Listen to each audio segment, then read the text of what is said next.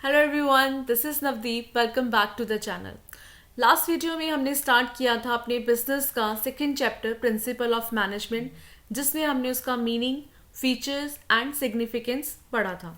तो आज हम वीडियो में करने वाले हैं फ्यूल के प्रिंसिपल्स। तो चलिए आइए वीडियो को स्टार्ट करते हैं। फ्यूल के प्रिंसिपल स्टार्ट करने से पहले हम फ्यूल की थोड़ी सी हिस्ट्री देख लेते हैं। हेनरी फ्यूल जो थे, इन्होंने 1860 में डिग्री ली थी माइनिंग इंजीनियरिंग की एंड एक कंपनी को ज्वाइन किया था इन्होंने 1888 में एज ए मैनेजिंग डायरेक्टर। तो जब इन्होंने उस कंपनी को ज्वाइन किया था उस टाइम इन्होंने क्या बताया कि जो कंपनी की सिचुएशन थी वो ठीक नहीं थी, वो एक इंसॉल्वेंसी सिचुएशन में थी। इंसॉल्वेंसी क्या होता है, जिसे हम कहते हैं ना, जिसका दिवाले निकल जाना, या बहुत ही वो अपनी एक बैड टाइम में तो वो कंपनी थी उस टाइम पे वो थी। तो हेनरी फ्यूल ने एज ए मैनेजिंग डायरेक्टर जो है उस चैलेंज को एक्सेप्ट किया और अपनी मैनेजरियल टेक्निक लगाई और उस कंपनी को उस चैलेंज से, उस प्रॉब्लम से क्या किया, इन्होंने बाहर निकाला और उस चीज़ में ये जो है करने में बिल्कुल ही सक्सेसफुल रहे।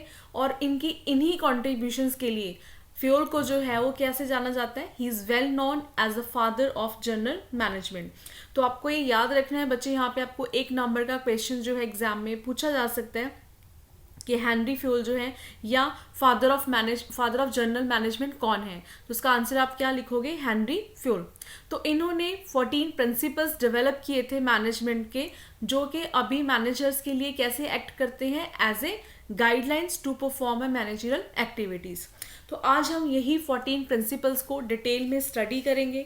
इन प्रिंसिपल्स को आप बहुत ध्यान से समझिएगा, क्योंकि जो 14 प्रिंसिपल्स हैं इनमें से आपको डायरेक्टली भी प्रिंसिपल्स के नाम देके पूछे जा सकते हैं।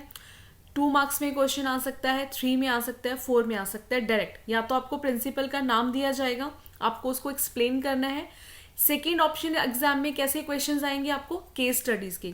और ज़्यादा चांसेस जो हैं वो केस स्टडीज के आते हैं, जिनमें बच्चे थोड़े से कंफ्यूज हो जाते हैं, बिकॉज उसमें आपको क्या दिया होगा, एक सिचुएशन दी होगी आपको केस स्टडी की। उनको पढ़ के आपको पहले क्या करना पड़ेगा, उस प्रिंसिपल को आइडेंटिफाई करना पड़ेगा कि उस सिनेरियो में कौन से प्रिंसिपल की बात की जा रही है। फिर उसके बाद आपको उस प्रिंसिपल को एक्सप्लेन करना होगा। तो आज मैं आपको वीडियो में यही समझाऊंगी कि अगर साथ के साथ हम प्रिंसिपल्स को तो समझेंगे ही, कि अगर केस स्टडीज आते हैं तो उनमें हमने उस प्रिंसिपल को कैसे आइडेंटिफाई करना है। तो चलिए आइए स्टार्ट करते हैं। फर्स्ट प्रिंसिपल देखिए, वो है डिवीजन ऑफ वर्क। तो डिवीजन ऑफ वर्क प्रिंसिपल क्या कहता है, according to this principle the whole work is divided into small units task and that task should be assigned to one person according to the capability and qualification of the person, which leads to specialization of the assigned work। अब याद करने का तरीका क्या है, आपको जो heading है प्रिंसिपल का, जो भी मेन हेडिंग है, उसको अपने माइंड में बहुत क्लियर करना है। तो ये फर्स्ट प्रिंसिपल हमारा क्या है, डिवीजन ऑफ वर्क मीन्स काम को बांटना। तो ये प्रिंसिपल कहता है कि हमने अपने होल वर्क को, यानी कि जितना भी काम है आपकी ऑर्गेनाइजेशन का, उसको स्मॉल यूनिट्स में क्या कर लेना, आपको डिवाइड कर लेना है। फिर उस यूनिट को किसी एक पर्सन को असाइन करने के बजाय उस हमने यूनिट को कैसे डिवाइड करना है, हर पर्सन को आप काम डिवाइड करोगे अकॉर्डिंग टू उस पर्सन की कैपेबिलिटी क्या है, उनकी क्वालिफिकेशन क्या है, उसके हिसाब से आप उनको जो काम है उनकी स्पेशलाइजेशन के अकॉर्डिंगली असाइन कर दोगे। अब इससे बेनिफिट क्या होगा, specialisation help to produce more and better work for the same effort. कि जब एक पर्सन एक ही ड्यूटी को, अब कोई काम असाइन कर दिया गया, ठीक है, जब आप एक चीज़ को डेली आप उस काम को करोगे, उससे क्या होगा, आपका काम जो डेली है वो बेटर होगा और आपके उस एफर्ट्स जो आप काम डेली कर रहे हो उससे आपके काम में क्या आ जाएगी, आपके specialisations. It enable each person to become specialized in his part of the work and improve his effectiveness and efficiency। कि जब एक पर्सन अपने काम को, उस पर्टिकुलर पार्ट ऑफ वर्क को ही बार बार परफॉर्म करेगा तो उनसे उनकी जो एफिशिएंसी है वो क्या हो जाएगी, इम्प्रूव हो जाएगी। And not only the factory work but technical, managerial and skill job should also be divided into a small unit for specialisation. तो इन लाइन्स में उन्होंने क्या बोला है कि सिर्फ आप फैक्ट्री के काम को ही नहीं, बल्कि अगर कोई आपका टेक्निकल जॉब है ऑर्गेनाइजेशन में, या कोई मैनेजरियल वर्क है या स्किल जॉब भी है, आप उनको भी स्मॉल यूनिट में डिवाइड कर सकते हो ताकि आपके काम में स्पेशलाइजेशन आए। अब इस पॉइंट को हम एग्जाम्पल से भी समझ सकते हैं। जैसे कि आप बैंक अकाउंट में जाते हो अपना अकाउंट ओपन करने के लिए, है ना, तो आपने वहाँ पे देखा होगा कि बैंक में हमेशा डिफरेंट डिफरेंट काउंटर्स होते हैं जहाँ पे हर एम्प्लॉई उस चीज़ को क्या कर रहा होता है, टास्क को संभाल रहा होता है। तो कोई रिसेप्शन की सीट पे बैठा हुआ है, मतलब जितने भी सिनेरियोज हैं वहाँ पे अलग अलग एम्प्लॉयज जो है उन चीज़ों को हैंडल करते हैं। अब हम ढूंढते हैं कि अगर यही पॉइंट जो है आपको एज ए केस स्टडीज आ जाता है तो आपने वहाँ पे इसको कैसे आइडेंटिफाई करना है। तो बच्चे, जब भी आप अपनी बुक में आप इस जो मैंने मटेरियल यहाँ पे आपको दिया है, आप इस स्टडी मटेरियल को भी रेफर कर सकते हो उस पॉइंट के लिए। अदरवाइज जो भी आपके स्कूल में बुक रेफर है या जिस भी बुक से आप अपनी तैयारी कर रहे हो, हमेशा पॉइंट जब पढ़ते हो उसके कुछ कीवर्ड्स को आप आइडेंटिफाई करिए, उनको अंडरलाइन करके रखिए और अपनी इस पॉइंट की एक्सप्लेनेशन को उन कीवर्ड से ही आपने याद रखना है। बिकॉज जब आपको पेपर में केस स्टडीज आती हैं तो वो डेफिनेटली आप अपना वो जो सिनेरियो बनाते हैं क्वेश्चन के अंदर, वो इन्हीं कीवर्ड्स को बिल्कुल सेम टू सेम जो है कहीं ना कहीं वो यूज़ करते हैं। और तब आपको वहाँ पे उन्हीं कीवर्ड्स को आइडेंटिफाई करना है उस पॉइंट को ढूंढने के लिए। जैसे कि अगर हम इस पॉइंट के अंदर कीवर्ड्स देखें, फर्स्ट हमने क्या पढ़ा है कि हमारा जो काम है उनको हम क्या करेंगे, एक स्मॉलर यूनिट्स में डिवाइड करेंगे, डिपार्टमेंट्स क्रिएट कर देंगे और उस काम को हमने डिस्ट्रीब्यूट कैसे करना है अपने एम्प्लॉयज़ को, उनकी कैपेबिलिटी के अकॉर्डिंगली, उनकी क्वालिफिकेशन के अकॉर्डिंगली, जिनसे काम में क्या आ जाएगी, स्पेशलाइजेशन आएगी और उनकी एफिशिएंसी क्या होगी, इम्प्रूव होगी। अब जैसे मैंने इस पूरे पॉइंट का भी शॉर्ट में आपको 2-3 लाइन में एक्सप्लेन करा है, ये सारे ही पॉइंट्स क्या हैं, कीवर्ड, जहाँ पे आपको केस स्टडीज जो है वो सॉल्व करना ईजी हो जाएगा। अब यहाँ पे मैं आपको एक टिप और देना चाहूँगी कि जो जिन बच्चों को केस स्टडीज़ में दिक्कत आती है, आप अपनी जिस भी बुक से तैयारी कर रहे हो तो आपकी बुक के अंदर जो है जैसे जैसे पॉइंट्स या प्रिंसिपल्स आप रीड करोगे, उन्हीं के नीचे आपको साथ साथ में केस स्टडीज़ दी होती हैं। तो जब आप किसी चीज़ को पढ़ के साथ के साथ उसके रिलेटेड केस स्टडीज़ करते हो तो आप उस चीज़ को ईजिली आइडेंटिफाई कर पाते हो, समझ सकते हो, रेदर देन कि अब आप उस चैप्टर की पूरी क्लब्ड या जब आप बुक के अकॉर्डिंगली एग्जाम के टाइम तैयारी करते हो तो जब सभी चीज़ें इकट्ठी होती है ना, तब माइंड में इतनी क्लैरिफाइड नहीं होती। तो केस स्टडीज़ को अगर आपको अच्छे से करना है इस चैप्टर की, तो जैसे जैसे आप एक एक प्रिंसिपल करोगे उनके नीचे एक एक दो दो केस स्टडीज़ हर प्रिंसिपल के नीचे आपको मिल जाएगी, तो साथ के साथ उनको ज़रूर रीड करिएगा, ठीक है। तो प्रिंसिपल की जो एक्सप्लेनेशन है वो भी आपको और ज़्यादा अच्छे से अंडरस्टूड होगी। तो चलिए, ये था हमारा फर्स्ट प्रिंसिपल। अब हम सेकेंड प्रिंसिपल देखते हैं। वो हमारा प्रिंसिपल क्या है, अथॉरिटी एंड रिस्पॉन्सिबिलिटी। अब अथॉरिटी का मतलब क्या होता है, authority means power to take decision, कि आपके पास एक अथॉरिटी है कि आप कोई भी डिसीजन जो है वो ले सकते हो। और रिस्पॉन्सिबिलिटी क्या होता है, responsibility means obligation to complete the job assign on time. Obligation means आपके ऊपर एक रिस्पॉन्सिबिलिटी है, एक ड्यूटी है कि आपको कोई मान लीजिए काम दिया गया है कि जो भी आपको जॉब असाइन किया है वो आपको टाइम पे उस काम को क्या करना है, कंप्लीट करना है।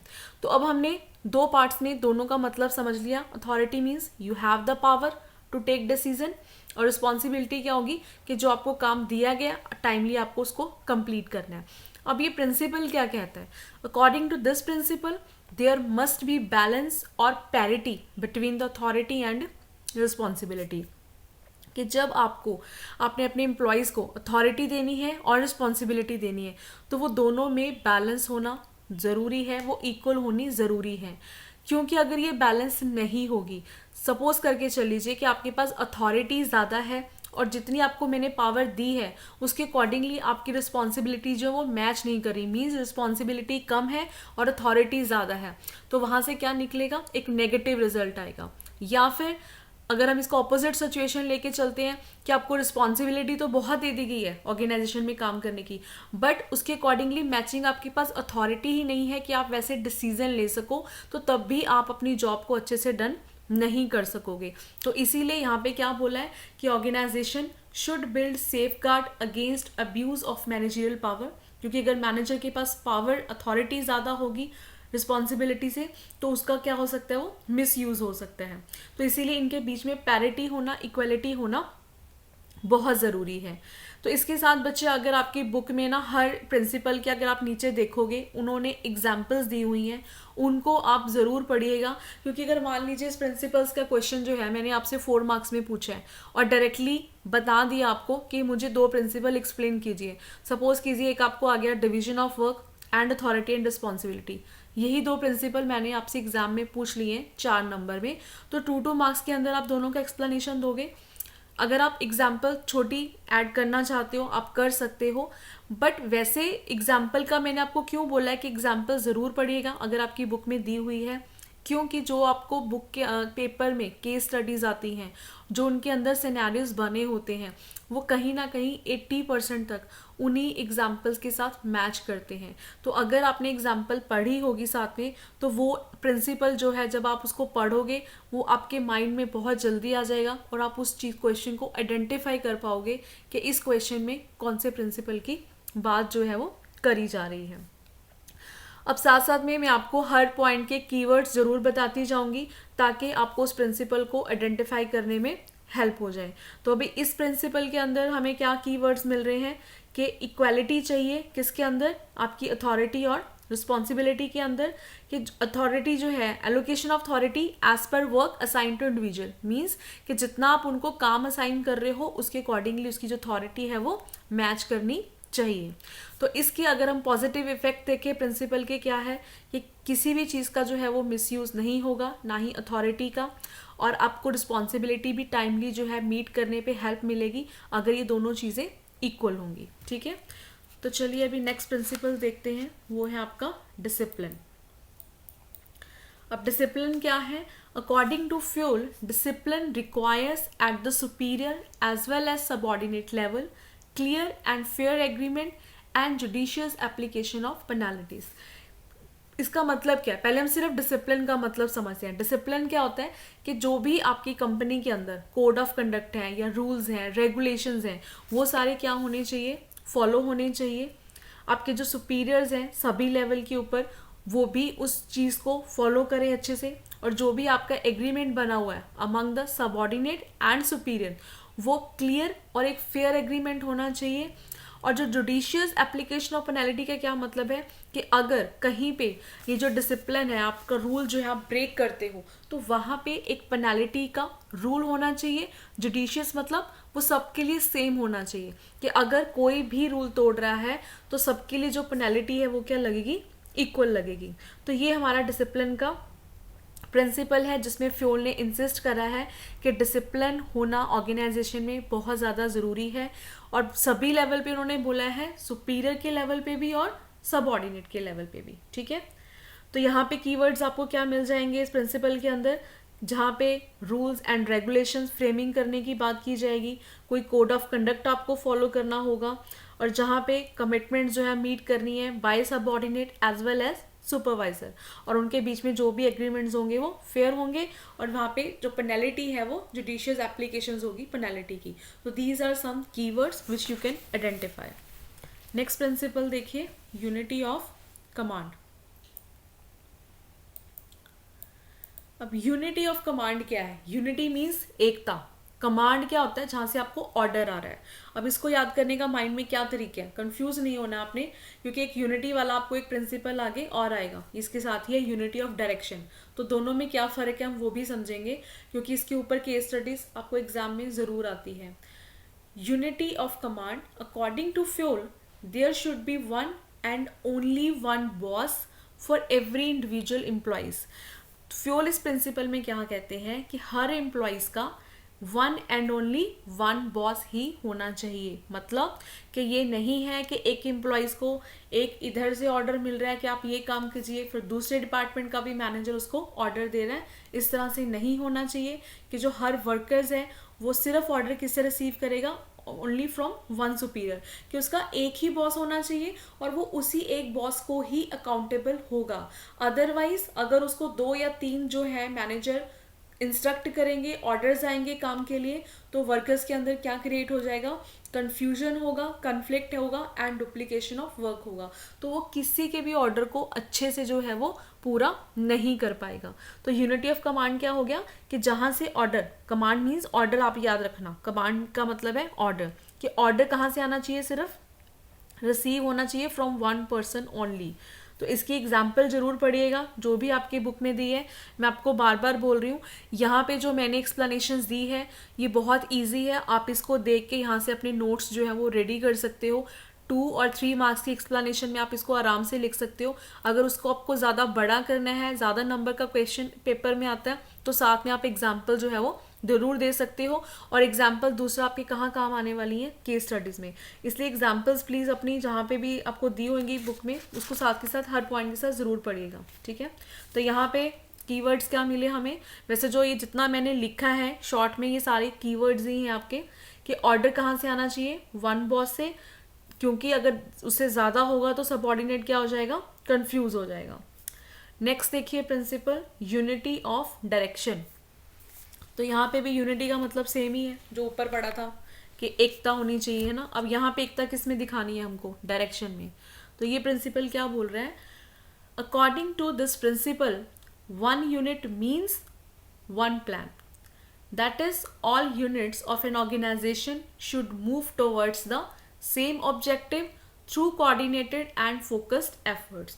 अब ये प्रिंसिपल हमें क्या बोल रहा है कि ऑर्गेनाइजेशन के अंदर जितने भी काम्स कर रहे हैं, चाहे वो मेंबर्स हैं, एम्प्लॉयज़ हैं, सबका जो गोल है वो किसकी तरफ डायरेक्ट होना चाहिए, टुवर्ड्स वन डायरेक्शन। और वो वन डायरेक्शन भी किसकी है, जो आपकी ऑर्गेनाइजेशन की है।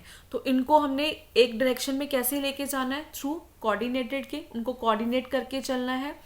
And each group of activities having the same objective must have one head and one plan. तो बच्चे यहाँ पे सबसे बड़ा ना कीवर्ड आपका यही है, जिसको मैंने इन्वर्टेड कॉमर्स में लिखा है, आप इसको याद रखिएगा कि एक यूनिट यानी कि एक ऑर्गेनाइजेशन का सबका एक ही प्लान होगा। ये नहीं है, लेट सपोज कीजिए एक ऑर्गेनाइजेशन में एक प्रोडक्शन डिपार्टमेंट है, एक सेल्स डिपार्टमेंट है, एक परचेज डिपार्टमेंट है।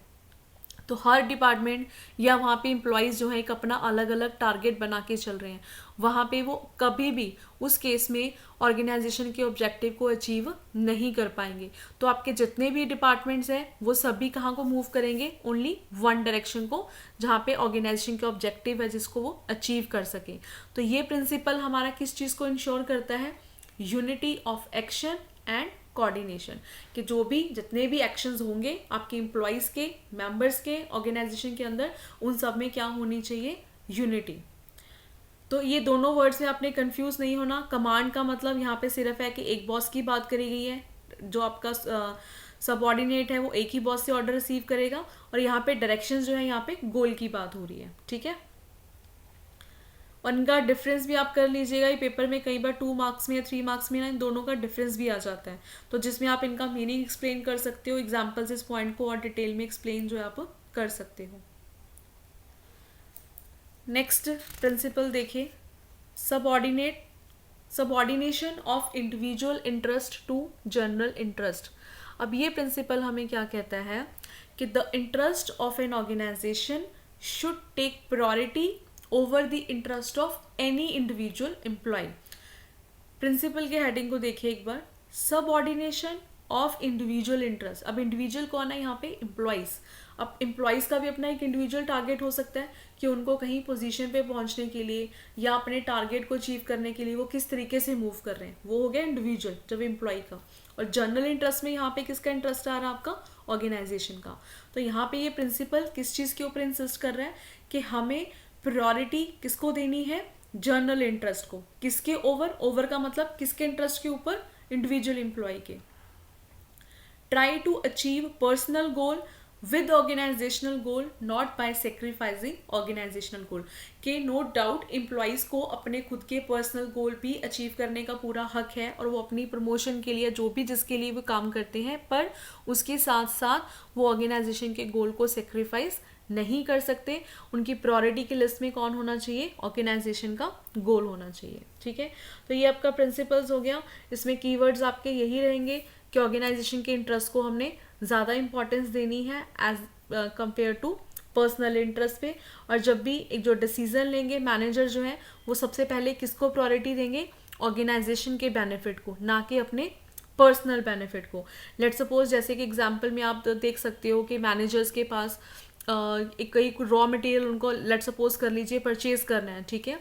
तो वहाँ से उनके पास जो है परचेज जो है उनके पास दो ऑप्शंस हैं, एक सप्लायर जो उनको जानता है, ठीक है, एक दूसरा सप्लायर जो है उनको क्वालिटीज प्रोड्यूस कर रहा है।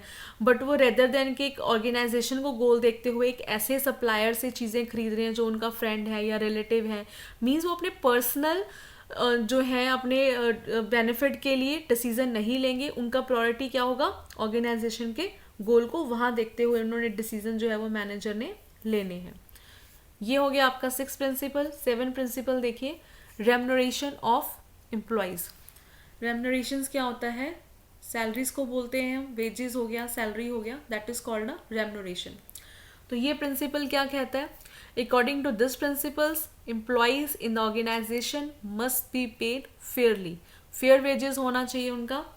The overall pay and compensation, बच्चे ये आपने वर्ड्स में कंफ्यूज नहीं होना, सबका मतलब एक है, रेम्युनरेशन, पे, कंपनसेशन, सैलरी को ही बोल रहे हैं ये। तो वो क्या कह रहे हैं प्रिंसिपल कि उनकी जो सैलरीज है बोथ एम्प्लॉयज एंड ऑर्गेनाइजेशन दोनों के लिए ही फेयर होनी चाहिए। अब दोनों के लिए कैसे, employees should be given fair wages so that they can have a reasonable standard of living, कि जो एम्प्लॉयज को आप सैलरी दोगे वो इतनी फेयर एटलीस्ट होनी चाहिए कि जो भी उनका एक स्टैंडर्ड ऑफ लिविंग है उनको मेंटेन करने के लिए वो उस चीज़ के लिए सक्षम हो। और ये वेजेस जो हैं एम्प्लॉयज़ को पे करी जा रही हैं वो ऑर्गेनाइजेशन की पेइंग कैपेसिटी के भी अंदर होना चाहिए। यानी कि ये जो प्रिंसिपल है दोनों के लिए काम कर रहा है, एम्प्लॉयज़ के लिए भी और ऑर्गेनाइजेशन के लिए भी, कि ऑर्गेनाइजेशन अपने बजट से बाहर के जिस पे को वो अफोर्ड ही नहीं कर सकती वो वेजेस की जो है लिमिट में वो नहीं जाएंगे। तो दोनों पार्टीज के लिए जो आपकी वेजेस है वो क्या रहनी चाहिए, फेयर रहनी चाहिए। तो यानी यहाँ इस प्रिंसिपल में हमें कीवर्ड्स क्या मिले हमारे, यहाँ पे आपकी बात होगी वेजेस की, सैलरी की, कि वो बिल्कुल फेयर और एडिक्वेट पे करने चाहिए उनको एम्प्लॉयज़ के लिए, ताकि वो अपना मिनिमम स्टैंडर्ड जो है उनको पूरा कर सकें, और ऑर्गेनाइजेशन के उनके जो है वो मैच, जो उनकी कैपेसिटी से वो मैच कर सकें। नेक्स्ट प्रिंसिपल देखिए, सेंट्रलाइजेशन एंड डिसेंट्रलाइजेशन। बच्चे this is a important principal, ये आपको अकेले में भी पूछा जा सकता है या इनका डिफरेंस भी आ सकता है कि सेंट्रलाइजेशन और डिसेंट्रलाइजेशन क्या होता है। तो चलिए पहले इनके मतलब देख लेते हैं हम लोग। सेंट्रलाइजेशन का क्या मतलब है, concentration of decision making authority in a few hands at the top level. Centralization क्या होता है कि जब डिसीजन लेने की जो पावर है, अथॉरिटी मीन्स पावर, वो कहाँ है, सिर्फ इन फ्यू हैंड्स, कुछ ही हाथों में, और वो कुछ हाथ कौन से हैं, सिर्फ टॉप लेवल के। यानी कि जब ऑर्गेनाइजेशन में सारा डिसीजन मेकिंग जो है या जो भी डिसीजन लिए जा रहे हैं वो सिर्फ टॉप लेवल ले रहा है, तो उसको हम क्या बोलते हैं, सेंट्रलाइजेशन। और डिसेंट्रलाइजेशन क्या हो गया फिर, it means evenly distribution of power at every level of management. तो डिसेंट्रलाइजेशन इसका ऑपोजिट हो गया, मीन्स कि जो ये डिसीजन लेने की पावर है इवनली मतलब इक्वल डिस्ट्रीब्यूट कर दी जाए हर लेवल के ऊपर। यानी कि कुछ जो ज़रूरी डिसीजन है वो टॉप लेवल के मैनेजर्स ले रहे हैं, उसके बाद कुछ पावर मिडिल लेवल को भी दे दी गई है, और कुछ पावर इवन उनके अपने लोअर लेवल मैनेजमेंट जो है उनके अपने लेवल के ऊपर भी उनको पावर दे दी गई है। यानी कि हर लेवल के ऊपर उस पावर को क्या कर दिया गया, डिस्ट्रीब्यूट कर दिया गया। तो वो है डिसेंट्रलाइजेशन। और सेंट्रलाइजेशन में क्या हो रहा है कि सिर्फ डिसीजन लेने की पावर किसके पास है, टॉप के पास। अब ये तो हो गए इनके मीनिंग। अब ये प्रिंसिपल क्या हमें बोलता है कि प्रिंसिपल किस चीज़ के ऊपर इंसिस्ट कर रहा है। फ्यूल कहते हैं कि कोई भी जो कंपनी है वो कंप्लीटली ना तो सेंट्रलाइजेशन फॉलो कर सकती है और ना ही कंप्लीटली डिसेंट्रलाइजेशन को फॉलो कर सकती है। इसीलिए हर कंपनी को इनमें क्या बना के रखना पड़ेगा, दोनों में बैलेंस बना के रखना पड़ेगा, क्योंकि कोई भी एक कंप्लीटली चीज़ जो है आप उसको अपनी ऑर्गेनाइजेशन में फॉलो नहीं कर सकते, स्पेशली अगर आपकी जो ऑर्गेनाइजेशन है वो लार्ज है। बिकॉज स्मॉल अगर ऑर्गेनाइजेशन है जिसको आप इजीली हैंडल कर सकते हो, वहाँ पे एक वेल ऑर्गेनाइज्ड अगर है तब आप वहाँ पे सेंट्रलाइज को फॉलो कर सकते हो। अदरवाइज अगर ऑर्गेनाइजेशन लार्ज है तो वहाँ पे आप दोनों को कंप्लीटली जो है वो सिर्फ एक ही चीज़ मतलब कंप्लीटली फॉलो नहीं हो सकती है। तो ये आपका प्रिंसिपल था। इसके कीवर्ड्स क्या होंगे कि यहाँ पे सेंट्रलाइजेशन और डिसेंट्रलाइजेशन का क्या होगा, कॉम्बिनेशन होगा, जहाँ पे जो की डिसीजंस हैं वो कौन लेंगे, टॉप मैनेजमेंट, और बाकी के जो रूटीन डिसीजंस हैं उनको किसमें डिस्ट्रीब्यूट कर दिया जाएगा, मिडिल और लोअर लेवल में। तो ये था आपका 8th प्रिंसिपल। नेक्स्ट देखते हैं principle of scalar chain. Again important principal, इसके ऊपर भी आपको काफ़ी क्वेश्चंस पेपर में आते हैं। तो ये प्रिंसिपल क्या है, स्केलर चैन क्या होती है, तो चलिए पहले इसकी एक्सप्लेनेशन पढ़ते हैं। The formal line of authority and flow of communication between superior and subordinates from the highest to lowest rank is known as a scalar chain। यानी कि स्केलर चेन का क्या मतलब हो गया कि जहाँ पे आपको एक लाइन ऑफ अथॉरिटी को फॉलो करना है, कहाँ से, from highest to lowest rank में। तो फ्योल ने इस प्रिंसिपल में क्या इंसिस्ट करा है कि जो चेन है, आपकी जो चेन बनी है एक लाइन ऑफ अथॉरिटी की, ये मस्ट बी फॉलो स्ट्रिक्टली, कि हर ऑर्गेनाइजेशन में स्ट्रिक्टली फॉलो होनी चाहिए। कोई भी बीच में जो चेन की है वो स्किप नहीं होनी चाहिए। इस पॉइंट को मैंने एग्जाम्पल के साथ भी एक्सप्लेन करा है। जैसे कि यहाँ पे लेट सपोज ई है, अब ई को अगर मान लीजिए ओ से कनेक्ट करना है तो ये चेन कैसे चलेगी, ई पहले किससे कनेक्ट करेगा, डी, देन सी से, डी सी से करेगा, सी बी से, बी ए से, then L M N, then आपका कनेक्शन कहाँ से जुड़ेगा, ओ से। यानी कि जितनी भी आपको स्केलर चेन में आपकी लाइन ऑफ अथॉरिटी बनी हुई है उन सबको वो जो चेन है वो फॉलो करना पड़ेगा। And this chain should not be violated. Violated means आप इसको जो है कैंसिल नहीं कर सकते हो। But in case of emergency employees at the same level can contact through gang plank. It is again important, अपनी बुक में आप इसको मार्क कर लीजिएगा गैंग प्लैंक को। अब जैसे हमने देखा कि ई को ओ से कनेक्ट करना है, तो ई जो है ओ तक कैसे पहुंच रहा है, D C B A L, तो बीच में उसको बहुत सारे चैनल आ रहे हैं।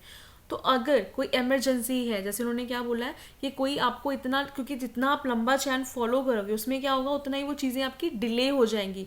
बट अगर कोई एक इन्फॉर्मेशन बहुत इंपॉर्टेंट है जिसमें आप इतना लंबा स्केलर चैन नहीं फॉलो कर सकते हो, उस केस में आप अगर सेम लेवल के हो एम्प्लॉइज तो वो डायरेक्ट कॉन्टैक्ट भी कर सकते हैं। बट वो कॉन्टैक्ट को हम क्या बोलते हैं यहाँ पे, गैंग प्लैंक। तो ये क्वेश्चन आपको एग्जाम में ज़रूर आता है 1 मार्क्स में कि गैंग प्लैंक क्या होता है। तो गैंग प्लैंक के आप मीनिंग में क्या लिखोगे कि गैंग प्लैंक जो है वो परमिट करता है, परमिट मीन्स आपको परमिशन देता है कि आप डायरेक्ट कम्युनिकेशन भी कर सकते हो between the employees working in different position. Same position पे भी कर सकते हो, डिफरेंट पे भी कर सकते हो, विदाउट फॉलोइंग द स्केलर चैन, कि उसमें आपको जो फिर स्केलर चैन है वो फॉलो करने की आपको ज़रूरत जो है वो नहीं पड़ेगी। तो यानी कि इस प्रिंसिपल में आपको 2 चीज़ें पड़ी हैं। पहला कि आपको जो भी लाइन ऑफ अथॉरिटी बनी हुई है, अब लाइन ऑफ अथॉरिटी को हम क्या बोल रहे हैं यहाँ पे, स्केलर चेन, याद रखना आपने, उसको आपको फॉलो करना है स्ट्रिक्टली, ठीक है। यानी कि जब भी आपको कोई बात करनी है पहले आपको अपने इमीडिएट बॉस को रिपोर्ट करना है, ना कि आप डायरेक्ट ऊपर जाओगे। बट अगर कोई अर्जेंट इन्फॉर्मेशन है जो आपको इतनी लंबी चैन जहाँ पे आप फॉलो नहीं कर सकते, उसको आप ब्रेक करके गैंग प्लैंक के ज़रिए डायरेक्ट भी आप उनसे कम्युनिकेट जो है वो कर सकते हो। तो ये हो गया आपका प्रिंसिपल ऑफ स्केलर चैन। बच्चे मैं आपको फिर से रिमाइंड करवा रही हूँ वीडियो के अंदर, जो मैंने आपको पहले भी बोला था, ये प्रिंसिपल्स बहुत इंपॉर्टेंट हैं और इस चैप्टर में से 2 क्वेश्चन आपको बनते हैं, एक डायरेक्ट भी पूछा जाता है और दूसरा इसके ऊपर केस स्टडीज आती ही आती हैं, फ्यूल के प्रिंसिपल के ऊपर भी और टेलर के ऊपर भी। जब आप 1 बाय 1 पढ़ते हो तब चीज़ थोड़ा इजी लगता है, अंडरस्टैंड करने में ईजी होता है। बट जब आप ये 14 प्रिंसिपल्स इसके कर लोगे, फिर आप साइंटिफिक प्रिंसिपल्स भी करोगे, उसकी टेक्निक्स भी करनी है, तो जब चैप्टर एंड होगा ना तो ये सारा चैप्टर क्या हो जाता है, हमारे माइंड में इकट्ठा हो जाता है। तो वो चीज़ें ना हो, कन्फ्यूजन ना हो, तो आपने इन चीज़ों को रट्टे नहीं मारने हैं। जो जो आप प्रिंसिपल का नेम पढ़ रहे हो, चीज़ों को उनके साथ रिलेट करके समझने की कोशिश करो। और जब आप ये प्रिंसिपल अपनी बुक में से करोगे हर प्रिंसिपल के नीचे एग्जाम्पल दी हुई है। फिर से बार बार बोल रही हूँ कि उस एग्जाम्पल को ज़रूर पढ़िएगा, क्योंकि उसके अंदर ही जो केस स्टडीज़ हैं वो 80% उन एग्जाम्पल्स को ही उठाते हैं। तो वहीं से वो अपनी जो स्टोरीज है या जो भी केस स्टडी के अंदर वो सिनेरियो बनाते हैं वो एग्जाम्पल के साथ कहीं ना कहीं ज़रूर मैच करता है। और दूसरा जो मैं आपको साथ के साथ कीवर्ड्स दे रही हूँ ये भी आपको हेल्प करेंगे उस केस स्टडीज़ में से आइडेंटिफाई करने की कि वो किस प्रिंसिपल की बात कर रहे हैं। क्योंकि वहाँ पे आपको केस स्टडीज़ में दिक्कत क्या आती है, वो सारा ऊपर सिनेरियो देते हैं, नीचे आपको क्वेश्चन क्या आता है कि इसमें से फ्यूल का या टेलर का प्रिंसिपल आइडेंटिफाई करो कि हम कौन से प्रिंसिपल की बात कर रहे हैं, और फिर उस प्रिंसिपल को आप एक्सप्लेन करो। अब जब हम पढ़ के उस प्रिंसिपल को ही नहीं समझ पा रहे हैं, ठीक है ना, 14 ये हो गए तो ऑलमोस्ट आपके पास 25-30 ये इकट्ठे हो जाएंगे, तो ऑब्वियसली बच्चों में माइंड में कन्फ्यूजन आती है। तो उसको कन्फ्यूजन को क्लियर करने का सिर्फ यही तरीका है जो मैं आपको साथ के साथ बता रही हूँ। तो एग्जाम्पल्स और प्लस कीवर्ड्स ये अपने अपने माइंड में रखने हैं, ठीक है। चलिए अभी 10th प्रिंसिपल पे आ गए हम। वो प्रिंसिपल क्या है आपका, प्रिंसिपल ऑफ ऑर्डर। ऑर्डर क्या है यहाँ पे, अब वो ऑर्डर वाला नहीं है। ऑर्डर का मीन्स यहाँ पे क्या है कि आपको अपनी चीज़ जहाँ पे उसकी प्लेस है वहीं पे रखना है।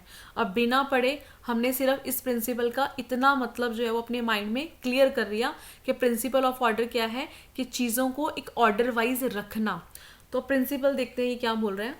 According to Fayol people and material should be in suitable place at the appropriate time for maximum efficiency.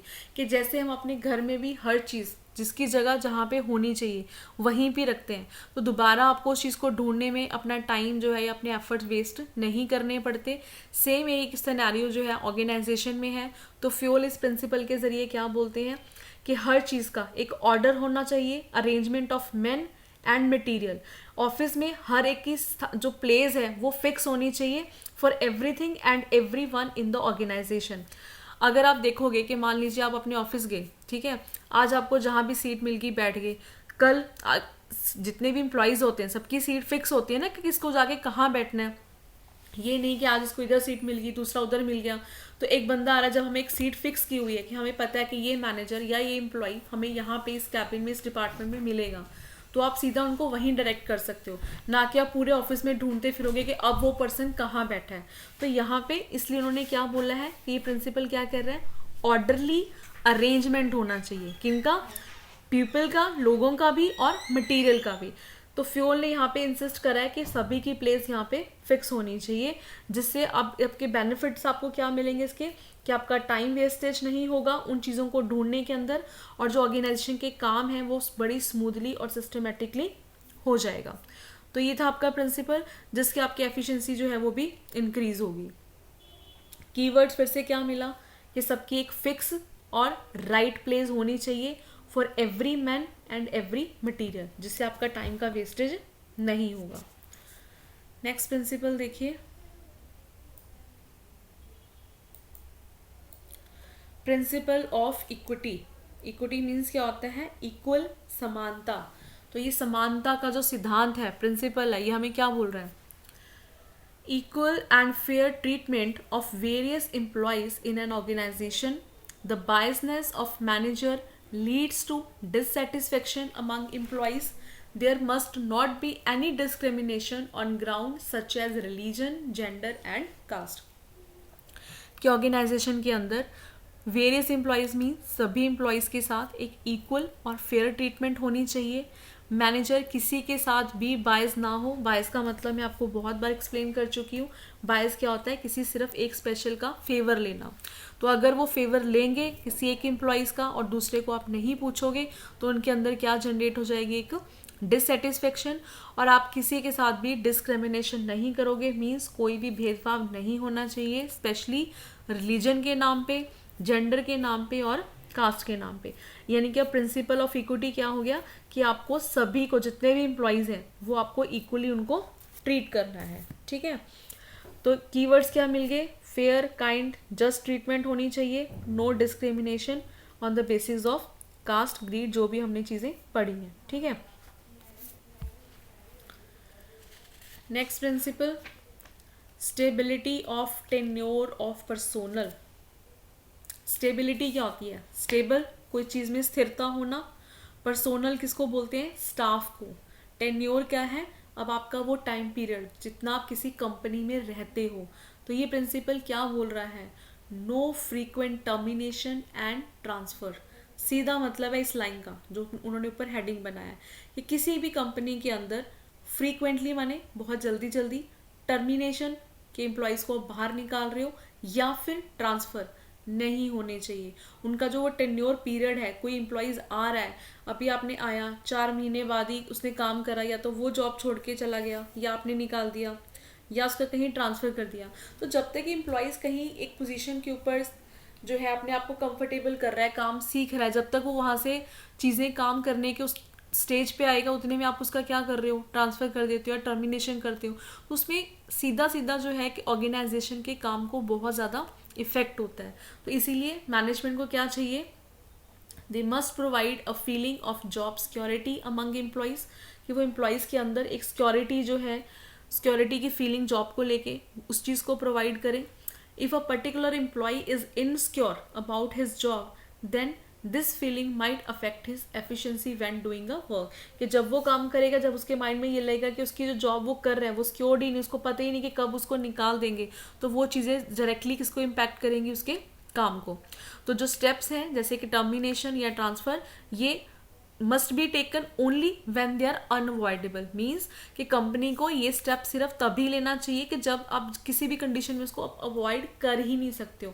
Otherwise ये चीज़ें क्या होनी चाहिए? कंपनी में कम होनी चाहिए। नेक्स्ट प्रिंसिपल देखिए, प्रिंसिपल ऑफ इनिशिएटिव। इनिशिएटिव क्या होता है? हर चीज़ के लिए पहल करना, पहला स्टेप लेना। ठीक है, तो ये प्रिंसिपल किस चीज़ के ऊपर इंसिस्ट कर रहा है? Organization must encourage employees to come up with new ideas and suggestion. और इनिशिएटिव का क्या मतलब बताया गया है? Taking the first step with self motivation. It is thinking out and executive the plan. तो फ्योल ने क्या सजेस्ट करा है कि ऑर्गेनाइजेशन के एम्प्लॉयज़ को अपॉर्चुनिटीज़ देना चाहिए ताकि वो किसी भी चीज़ में जो है अपने इनिशिएटिव ले सकें और उन प्लान को वैसे के वैसे एग्जीक्यूट जो है वो कर सकें। और ये चीज़ें क्या है कि एम्प्लॉयज़ को बहुत ज़्यादा सेटिस्फेक्शन देती हैं जब वो मैनेजर जो है उनके सजेशंस को वेलकम करते हैं या उनकी चीज़ों को माना जाता है। तो एम्प्लॉयज़ के अंदर भी जो है उनका जो मोटिवेशन है वो और हो जाता है, तो वो काम को और बेटर तरीके से वो करते हैं। जिसके कीवर्ड्स क्या मिलेंगे हमें कि जो भी उनको मोटिवेट करना, एम्प्लॉयज़ की स्पिरिट को हाई करना, कैसे? उनसे इनिशिएटिव के लिए उन लोगों को इनकरेज करना और उनके अंदर बिलोंगिंगनेस की फीलिंग डेवलप करना ताकि एम्प्लॉयज़ को भी लगे कि हाँ वो कि ऑर्गेनाइजेशन का पार्ट है। लास्ट प्रिंसिपल देखिए, spirit the corps. Spirit the corps का क्या मतलब है? Management must work towards promoting team spirit among employees. बच्चे इसके ऊपर ना एक केस स्टडीज आई थी। अब देखिए जहाँ पे हमने 2 प्रिंसिपल ऊपर पढ़े थे, यूनिटी, यूनिटी वर्ड, बट वहाँ यूनिटी का जो मतलब है साथ में जो आगे वर्ड्स हैं उनके साथ रिलेटेड है। पहला यूनिटी किसके साथ था? कमांड के साथ, दूसरा डायरेक्शन के साथ। बट अगर आप पहले इस प्रिंसिपल को पूरा देखिए, इस प्रिंसिपल में बोल क्या रहे हैं कि जो मैनेजमेंट है उनको कैसे काम करना चाहिए? Towards promoting team spirit among employees, कि एम्प्लॉयज़ के अंदर उनको टीम स्पिरिट को डेवलप करना है, उस चीज़ को प्रमोट करना है, यानी कि unity in work and harmony. तो अगर आपको केस स्टडीज़ के अंदर कुछ इस तरीके का सिनेरियो बताया गया, यहाँ पे कि यूनिटी की बात कर रही है। अब अगर हम अपने प्रिंसिपल के हेडिंग को देखें, वहाँ पे यूनिटी वर्ड नहीं है, तो ये ना हो कि आपने उसमें केस स्टडीज़ में पढ़ा यूनिटी, तो वहाँ से हमने किसके साथ कनेक्ट कर दिया?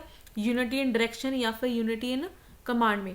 तो आपने तभी उन कीवर्ड्स को दिया है, सिर्फ आपने हेडिंग पढ़ के एक्सप्लेन नहीं करना, पॉइंट्स को अच्छे से अंडरस्टैंड करके अपने माइंड में उसकी क्लैरिटी देखनी है। तो यूनिटी की बात किस में हो रही है? आपके 14 प्रिंसिपल्स में, जहाँ पे वो बोल रहे हैं कि एम्प्लॉयज़ के अंदर एक एकता होनी चाहिए, हार्मनी होनी चाहिए, और मैनेजर को क्या रिप्लेस करना है वहाँ पे? आई विद वी, कि आई के साथ, यानी कि मैं नहीं होना चाहिए, हम होना चाहिए। And this will bring coordination and cooperation to the organization. तो इस प्रिंसिपल के आपके कीवर्ड्स क्या होंगे कि यूनियन इज स्ट्रेंथ, यहाँ पे एक यूनिटी या यूनियन की बात करी होगी, काम किसके साथ करना है? विद द टीम स्पिरिट, और आपको एक जो यूनाइटेड का प्रिंसिपल है यानी कि एकता में बल जिसको हम कहते हैं उसको फॉलो करना है। एंड वी स्टैंड जो है मतलब आई से हमने क्या करना है, इसको वी के साथ रिप्लेस करना है। तो जब भी आप ध्यान दीजिएगा, जब भी आपको इसके अकॉर्डिंगली केस स्टडीज होगी ना, जो जो मैंने आपको आज जितने कीवर्ड्स दिए हैं वीडियो के अंदर, आप उसको पॉज करके बेशक नोट कर लीजिएगा। उसके साथ आपका प्रिंसिपल को याद करने का जो वो भी आपको आपके लिए इजी हो जाएगा। और केस स्टडीज जब भी आप करोगे तो जो मैंने कीवर्ड्स दिए आप नोट कीजिएगा, इनमें से कोई ना कोई कीवर्ड्स उस केस स्टडीज के अंदर आपको ज़रूर मिलेगा, जहाँ से आप प्रिंसिपल को अच्छे से आइडेंटिफाई कर पाओगे। ठीक है जी। आई होप ये मैंने आपको बहुत अच्छे से एक्सप्लेन किए हैं 14 प्रिंसिपल्स, आपको अच्छे से समझ में आए होंगे। अगर आपको कोई भी डाउट होगा तो आप कमेंट सेक्शन में मेरे से पूछ सकते हैं। नेक्स्ट जो है टेलर का हम नेक्स्ट वीडियो में करेंगे। आई होप ये वीडियो आपको अच्छी लगी हो तो प्लीज़ इसको लाइक ज़रूर कीजिएगा और अपने फ्रेंड्स के साथ शेयर भी कीजिएगा। और चैनल को फर्स्ट टाइम आए हैं तो चैनल को सब्सक्राइब ज़रूर कीजिएगा। Thank you.